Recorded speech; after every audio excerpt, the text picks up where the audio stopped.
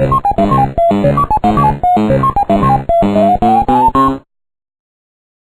and welcome to Gabbin About Games. I'm Miquel Sanchez. And I'm Viper UK 98. And today we're going to be talking about the most disappointing game of 2015. What would you say has been your most disappointing game of the year? Well, my most disappointing game of the year, I did a full stream of the entire game, and it was Colat. Colat is this indie horror survival type game, isn't it? It is indeed. Now, don't get me wrong, it is a graphically beautiful game. It is stunning to actually look at it. The problem is you spend very little time looking at it. You spend 90% of your time staring at a map, trying to work out where you are, where you're actually meant to be heading to, because there's no real compass, there's no sort of something that will point you where you're actually meant to go. The only thing you have to orientate yourself is this map. So you bring it up, you look at it, okay, I think I'm there, so I've got to go that way. It doesn't even tell you where you are, you have to kind of guess where you are. Nope, you have to try and work out where you are as well. Ah, okay. So you spend literally 90% of the game looking at the map, trying to work out where you are, where you're meant to be heading. So that is it. And you actually lose all the horror, the suspense, the thrills side of it, even the graphics. So the audio is brilliant. It's a map simulator with a horror. Terrible. It's a map simulator with a horror game wrapped around that, basically. Even if it had just been putting on the map where you currently are, that would have been a huge thing. That would have given you so much in the game, and you'd have been able to really focus more on what was really happening. So as I say, so you start off in this sort of abandoned town. It's all snow covered. Everything in the game is snow covered, so everything is white. It makes it very difficult to sort of orientate yourself. Silent Hill, then. With these freaking maps. And as I say, it's beautiful. It's stunning. The sound quality of everything going on around you is absolutely beautiful. As you progress, you find that there are these spirit things wandering around as well, and they will sort of come after you. You learn quite quickly, this is another sort of bad point of the game where it's disappointing.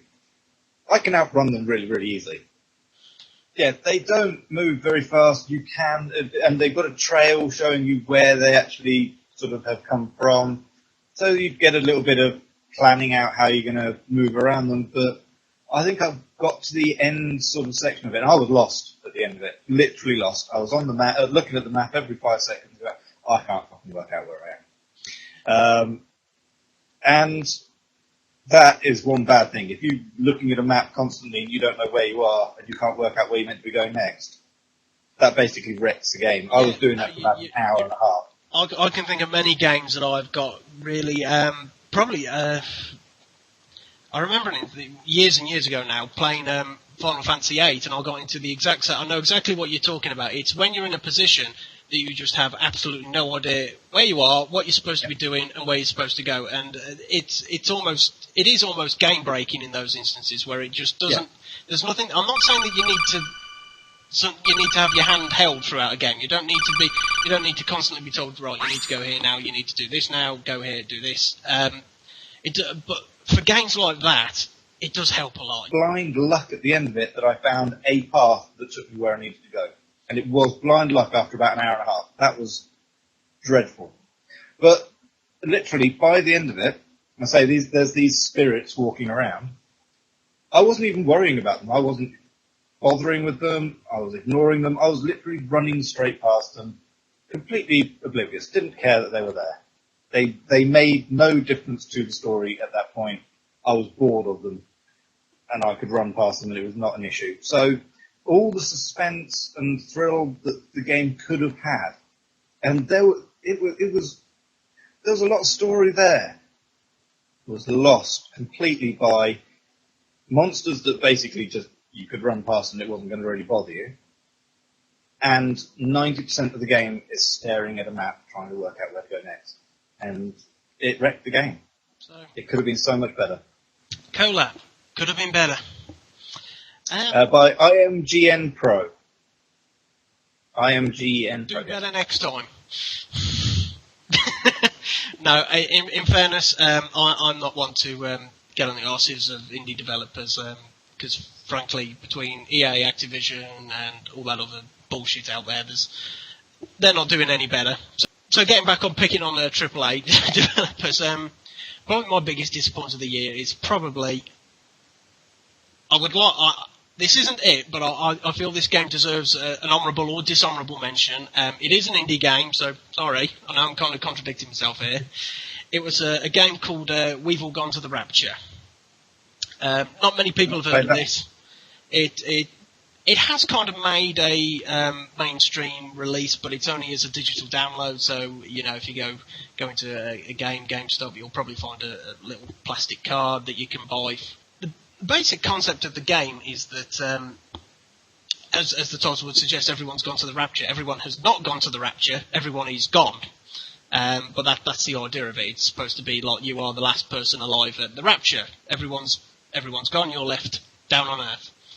I feel really hard not to keep referencing that Simpsons episode at the moment. But basically, the point is that you start off at an observatory, and the whole premise of the game is just wandering around, and you will learn and develop parts of the plot. The best way I can describe it, it's like watching an amateur production of a theatre play. The only real aspect of it that you can call a game is the fact that you dictate how quickly you get to the next part of that play. There's basically no interactivity. You are just playing out an interactive story. The only reason that I won't call it the most disappointing game of the year is that it is possibly the best looking game I have ever seen. I won't say don't play it, but this is one instance where I'm actually going to contradict myself. It is worth playing, but don't buy it for full price. Wait a year or so. Wait till it's come down. The sad part about that is that probably in a year or two it won't be the most spectacular thing out there, but it really is almost. The whole thing is just set in a small Shropshire village, but it really does look spectacular. And the plot isn't bad. The ending's one of these head-scratching type things. You'd think it was more akin to Japanese anime. Just the ending, in typical style, it's an ending you don't really understand. As soon as you finish playing it, the first thing you'll probably do is go on Google to type in, what does the ending of We've All Gone to the Rapture mean? But probably my biggest disappointment of the year is going to be Metal Gear Solid 5. Not a bad game. This is why it's disappointing. But it just, for all of the fun and many, many hours I put into Metal Gear Solid 1, 2, 3, and 4, 5 was the first time that it wasn't not a bad game. In fact, it was quite a nice new concept, putting yourself in an open world rather than being in set areas and having to kill, bosses or do specific things. It was the whole base building aspect of it I disliked, and which is strange because I'm usually a big fan of base building games. In so much as that base building should not be taken out of real-time strategy games, you should not try and inject that into another form. And basically that's how the whole game progresses, really. There is a plot of sorts in the background, but most of it is just built around getting your base put together. They've done a similar thing in Fallout for a lot of people. I've heard a lot of criticisms about that the whole base building aspect that's put into these kind of games. I wouldn't call them first-person shooters, or I wouldn't call them RPGs either. They're kind of somewhere in the middle these days. But it was just unnecessary. It just didn't have that. They could have quite happily, as far as I'm concerned, removed that from the game. And yes, you don't have to really actively participate in those parts, but you do have to do them. Is it a bad game? No, it's brilliant. It looks great and it plays great and it's great fun. It just seems that sometimes, as you were saying, a bit like you were saying with Cola and the map reading, the base building just seems, for me, to get in the way of what is a great Metal Gear Solid game, and particularly how good Metal Gear Solid 4 was. That game, as far as I was concerned, is almost a masterpiece. So yeah, I'd say probably Metal Gear Solid 5, and that's not in a bad way. I'm not dissing the game. I'm saying it's well worth playing, well worth going out there and buying it, but it was disappointing for me, given how much I loved all the previous ones, just how this one failed to really drag me in. It's still sat on my hard drive now. I've put probably about 14, 15 hours into it. I probably haven't played it for three months now, and that's that's bad, really. If you think about it, you've got a game on there that you want to play, you just cannot build up the enthusiasm to do it. So yeah, sorry, Metal Gear Solid 5, biggest disappointment of the year. I think what we're saying is, in conclusion, in this sort of section, is you can make the most beautiful game out there. Remember, you've got to put the gameplay in there as well. Definitely. But as I said, not a bad Metal Gear Solid 5, not a bad game.